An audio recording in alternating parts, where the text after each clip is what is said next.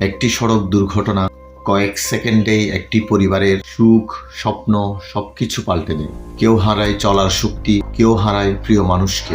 সেই কঠিন সময়ে যদি একটু আর্থিক সহায়তা মিলে, তবে পরিবারের ভরসা হয়ে দাঁড়াতে পারে।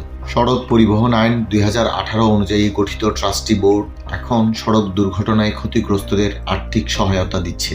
দুর্ঘটনার 30 দিনের মধ্যে ফর্ম 32 পূরণ করে ট্রাস্টি বোর্ডের চেয়ারম্যান বরাবর আবেদন করতে হবে। আবেদন জমা দিতে হবে সংশ্লিষ্ট বিআরটিএ জেলা সার্কেল। তারা যাচাই করে বোর্ডে পাঠাবে।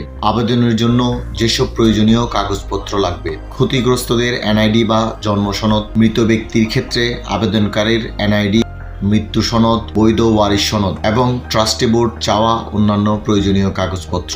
একটি দুর্ঘটনা জীবন থামিয়ে দিতে পারে, কিন্তু সহায়তা পেলে পরিবার আবার নতুন করে দাঁড়াতে পারে। আপনার আশেপাশে কেউ সড়ক দুর্ঘটনায় আহত বা নিহত হলে তাদের পরিবারকে অবশ্যই এই তথ্যটি জানিয়ে উপকৃত করতে ভুলবেন না।